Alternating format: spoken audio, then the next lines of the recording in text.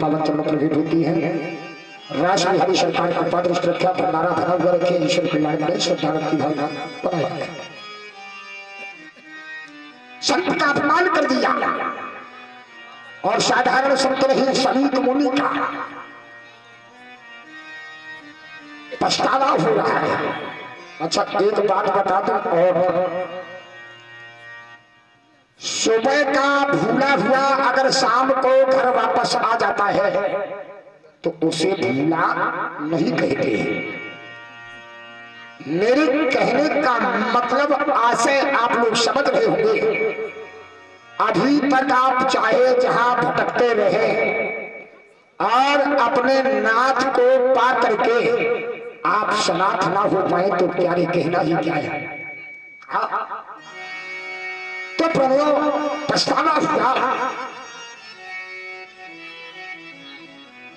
प्रभु विचार कर रहे थे। अच्छा इधर देखिए क्या होता है। कुछ बालकों ने समीप मुनि के गले में सर्प को देखा। इनके जो पुत्र हैं जिनका जो नाम है श्रृंगी ऋषि, गंडकी नदी में स्नान कर रहे थे। उसी बीच में कुछ बालक पहुंच गए। हाँ, जब कुछ बालक पहुंचे तो कहा, अरे भैया तुम यहाँ स्नान में मगन हो और तुम्हारे पिता के गले में कौन ने सर्प डाल दियो है। हाँ। अच्छा श्रृंगी ने बेचारा ने सोचा और उसी गंडकी का जल हाथ में लिया और जल लेकर के अभिमंत्रित करके और कहते क्या है, रे कपटी हो जा सावधान,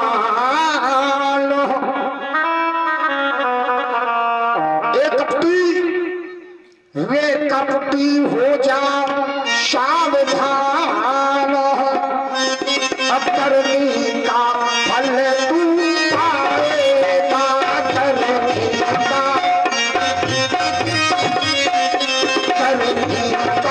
फल तू पाएगा, करनी का।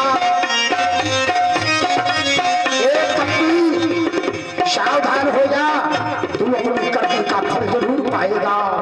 और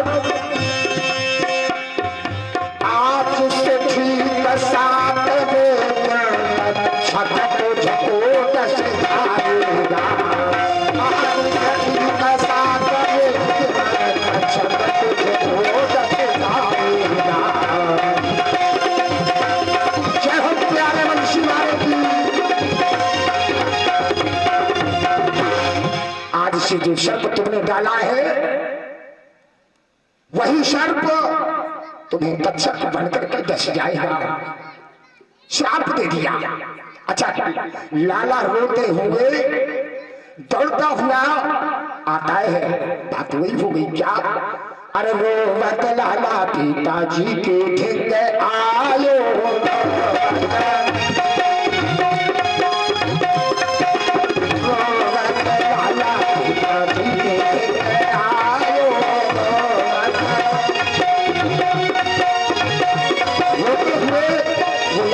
के ढिलाया। सब झट पिता ने उसको बैठायो, सब झट पिता ने पिता ने समझा कि मेरा बालक आया है तो जन्ना पे हाथ ठोकने लगे बैठ के और आंखें खोली, बेटा क्यों रो रहे हो, कथम रोदसी, तुम्हारे रोने का कारण क्या है। जैसे ही कहा रोने का कारण क्या है तो महाराज श्रृंगी कहते हैं, पिताजी आप तो जीवित हैं, मैंने तो विचार किया था कि सर्प जो जिसने डाला है तो उस काले कलूटे सर्प ने आपको डस लिया होगा, आपकी मृत्यु गोविंदाय नमो नमः हो गए होंगे आप, लेकिन आप अच्छा रहा कि जीवित हैं। लेकिन पिताजी जिसने ऐसा घिनौना कृत्य किया है हमने उसे श्राप दे दिया है। अच्छा बेटा श्राप दे दिया है, क्या श्राप दे दिया है। बोले श्राप में उन्हें 7वें दिन वही सर्प तक्षक बन करके डसेगा। पिताजी ने देरी नहीं लगाई, शमीक मुनि ने आसन लगाया, बात वही हो गई। क्या? अरे शमीक मुनि के क्यों धरे ध्याना, राजा जनित कर शक जाना।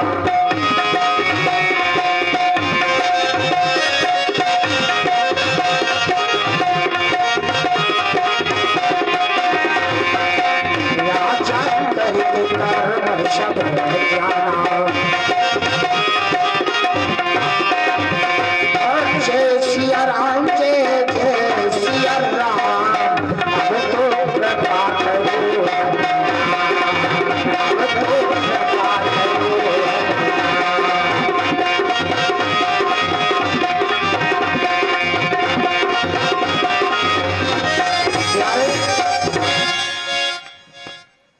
आंखों को बंद करके सब जान गए, क्योंकि प्यारे जब कोई योगी दोनों आंखों को बंद करके देखता है तो सब पता कर लेता है। बोले बेटा तुमने बड़ा अनर्थ कर दिया, ना तो ऐसा राजा आज तक हुआ है और ना ही होने वाला है। लेकिन खैर छोड़ो, दोबारा से इतना याद रखना,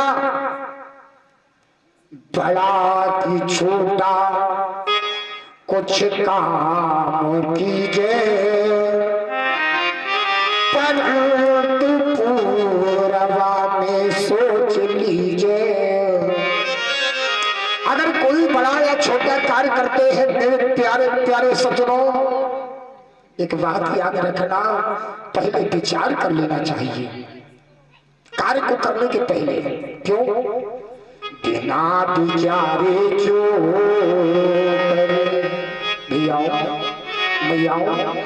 बिना विचारे जो करे सो पाछे पछताए, और काम गुजारे आप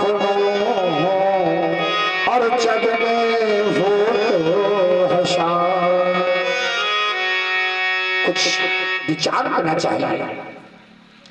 लेकिन खैर इनके यहाँ भेजो संदेशा, मैसेज दिया जाए कि एक परीक्षित तुम्हें 7 दिन में जाना है, अपनी मुक्ति का उपाय करो। कौन जाएगा?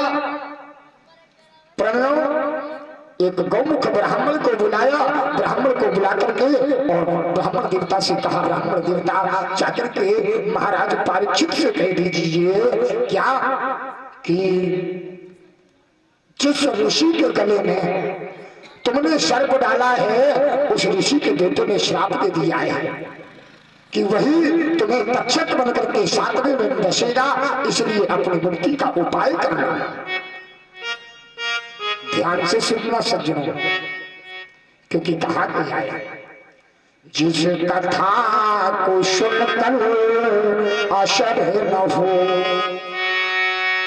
जिस कथा को सुनकर असर न हो, वह कथा नहीं व्यथा बनी।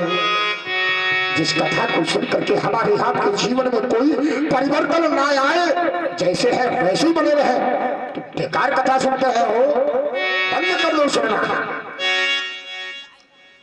अगर परिवर्तन लाना है तब तो कथा हमारी सार्थक है। कथा में क्या बताया जा रहा है? अच्छा और एक बात बता दूं सज्जनों, राम कथा क्या करती है? पीछे वाला राम कथा क्या करती है? राम कथा हमें आपको जीना सिखाती है। क्या सिखाती है? जीना। जिंदगी में जीवन जिया जाए तो कैसा जिया जाए, और अगर जीवन जीने की कला सीखना है तो भैया राम कथा को श्रवण करें, रामचरितमानस पढ़ें। और अगर मरना सीखना है तो आप भागवत की कथा को श्रवण करें।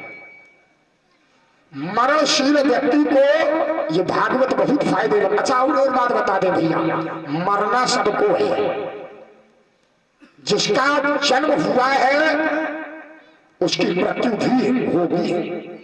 तो ये कथा बताती है कि हमें मरा जाए तो कैसे मरा जाएगा, ये कथा बताती है। क्या करके मरना चाहिए, ये कथा बताती है। भाग्यशाली है आप लोग जो श्रवण कर पा रहे हैं। प्रलो गौमुख ब्राह्मण से कहते हैं, ब्राह्मण देवता जाओ। ब्राह्मण देवता चल पड़े और जैसे ही पहुंचे तो महाराज ने सुना, वैसे ही जैसे विश्वामित्र जी राम और लक्ष्मण को लेने के लिए सुनने को मिला कि राम जी का अवतरण हो गया है, अवतरण हो गया है, ये यज्ञ करते हैं। तो राक्षस, अरे भैया राक्षस तो राक्षस रहे, राक्षसियां भी यज्ञ को विध्वंस करना चाहते हैं। ये द्वापर त्रेता सतयुग में भी होता रहा, अब तो खैर कलयुग है, कुछ ना कुछ राक्षस आ जाते हैं। भगवत प्रेमियों, तो विश्वामित्र का आगमन सुना महाराज दशरथ ने, वैसे ही ब्राह्मण देवता का आगमन सुना हमारे परीक्षित जी महाराज ने। बात वही हो गई क्या, अरे मुनि आगमन अरे सुना जब राजा, तुम मिल गयो ये बेप्रसवा।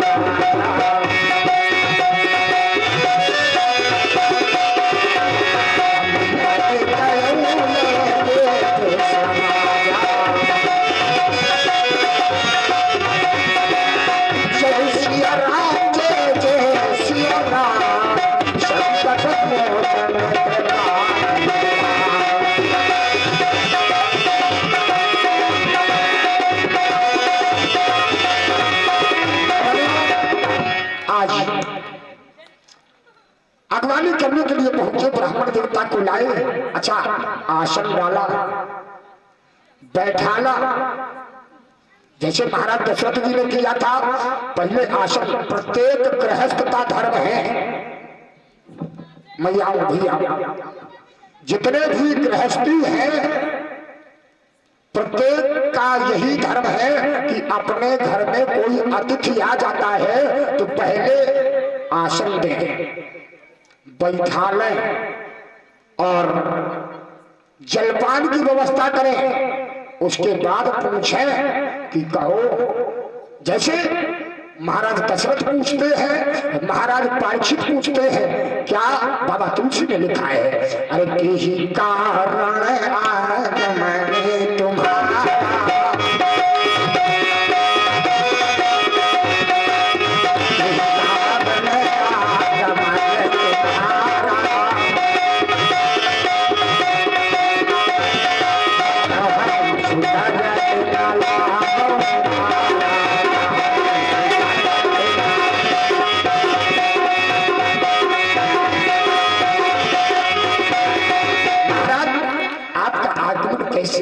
किस प्रयोजन से हुआ है, कहो मैं करने में देरी नहीं लगाऊंगा। जैसे ही कहा,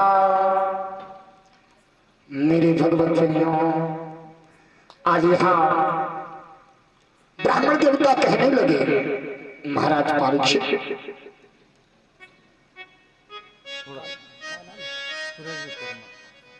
और इसी बीच में हमारी भैया सुरेश जी विश्वकर्मा जी, जिन्होंने हमारे नाथ जी की, द्वारिका नाथ की पूरी द्वारिका नगरी बनाई थी। हाँ, तो ये पंचदश 50 मुद्राएं राजबिहारी सरकार के